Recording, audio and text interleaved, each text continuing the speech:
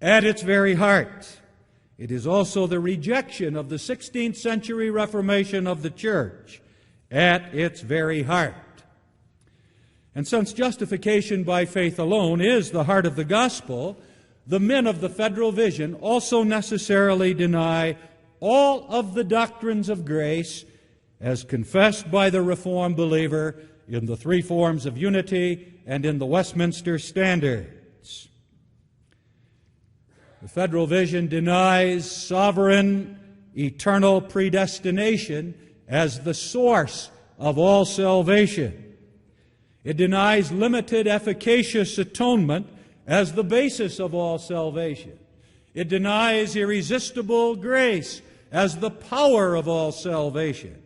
And it denies the preservation of the saints as the benefit of the gospel of grace. The Federal Vision denies these doctrines openly and explicitly. The Federal Vision, I repeat, is heresy, gross heresy. The threat of the Federal Vision to Reformed believers and their children has not diminished in the least over the past 10 years. On the contrary, the danger to Reformed churches, Reformed believers, and the children and grandchildren of Reformed believers is greater today than ever before. Some might suppose that the danger has lessened, indeed that the danger has passed altogether. There are ministers and theologians in the conservative churches who would like to convince their membership, those who are aware of this controversy, that the danger of the Federal Vision no longer exists. Their reason for supposing or contending that the danger has passed is that some prominent theologians in these churches have condemned the Federal Vision's doctrine of justification. And some Reformed churches have passed reports or adopted reports that affirm justification by faith alone. All is well again, they are saying. We have resisted the error.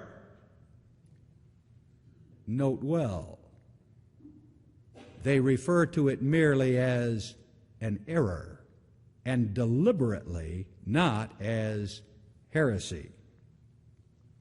But the notion that there is no longer a danger is a mistake, a fatal mistake. The danger remains, and it is the more dangerous because now it is ignored.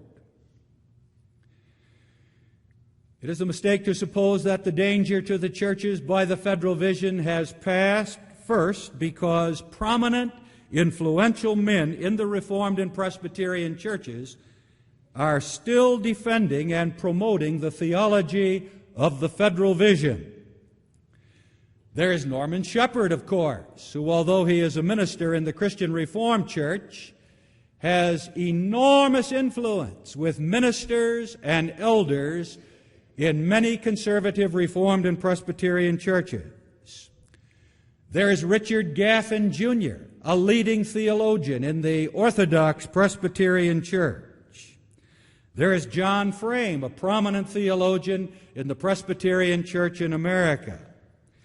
There are the faculty and board of Westminster Seminary in Philadelphia, who defended Shepherd to the very end.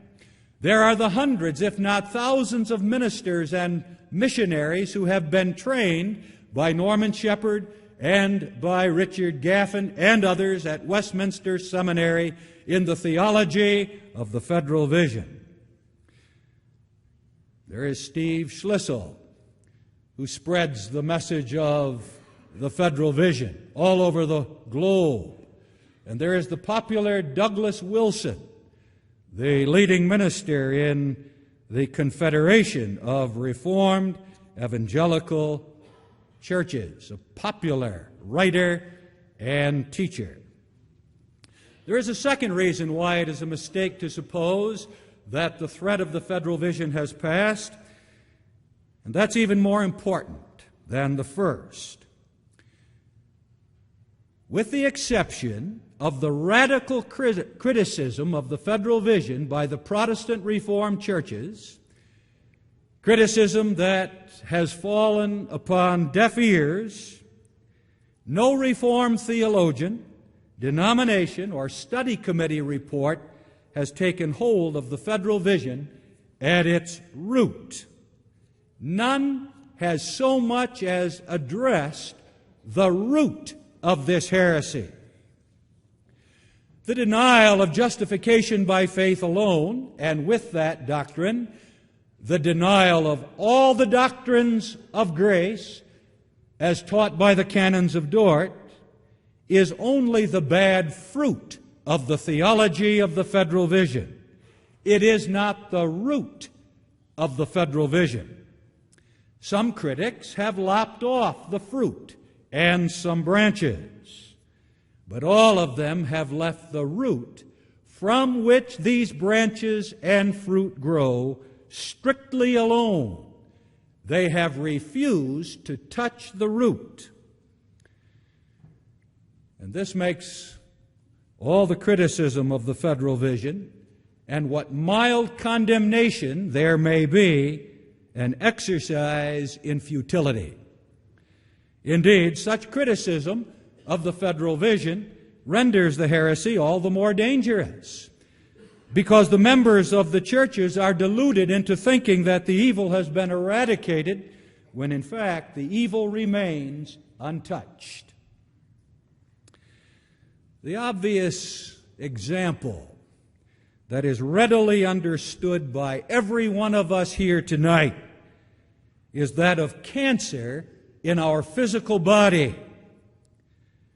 What doctor is satisfied with cutting off the external bumps, the protrusions, while neglecting to get at the malignant tumor deep within, and then assuring the anxious patient, "You are healed, all is well, I have cut off the bumps"?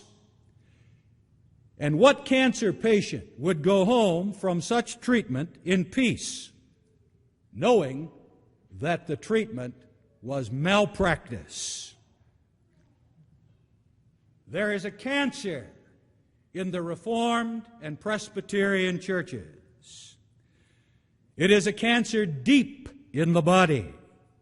By this time, the cancer has spread its tentacles widely. Denial of justification by faith alone is a manifestation of the cancer, a symptom. Bad enough, alarming to be sure, but only the fruit, not the root of the deadly evil. Tonight, in the brief time that I have, in love for the Reformed faith, in love for the Reformed churches, in love for Reformed believers and their children, and in love for Jesus Christ, whose church and truth the teachings of the gospel are, but also in hatred of the lie that corrupts the gospel of grace, I expose the root of the Federal Vision.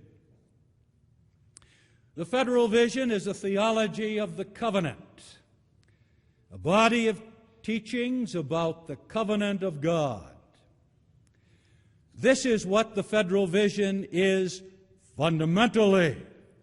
Only secondarily is it teachings about justification, predestination, and the other doctrines of grace. All of the controversial teachings of the Federal Vision regarding salvation affected by and dependent upon the works of the believing sinner stand or fall with its doctrine of the covenant. That the Federal Vision is essentially a doctrine of the covenant, the movement itself declares by its name: Federal Vision. Federal means covenant. The federal vision is a covenant vision. It is a specific doctrine of the covenant. And the covenant about which it claims to have a vision is the covenant of God in Jesus Christ, His Son. About this covenant of God in Jesus Christ, the federal vision claims to be a vision, claiming thereby that the covenant doctrine of the federal vision is new and different. It is certainly new and strange in comparison with the covenant doctrine of the Reformed confessions, as is evident from the fact that the covenant doctrine of the Reformed confessions, whatever now it may be, does not produce such fruit as justification by faith and by works, nor a teaching of an election unto grace that fails to save many of those who have been chosen unto grace, nor a teaching that true believers and covenant saints can fall away from Christ and perish everlastingly, as are the fruits of the covenant doctrine of the federal vision. The very name of the movement demands that any criticism of the federal vision treat its doctrine of the covenant. That the Reformed critics of the federal vision fail to do that is inexcusable. If I would assign a seminary student to write a paper on the federal vision,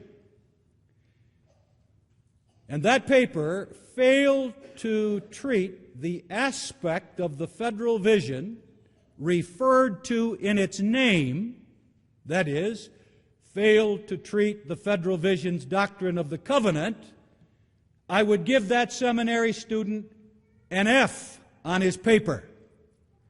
And that F would not stand for federal. That F would stand for failure.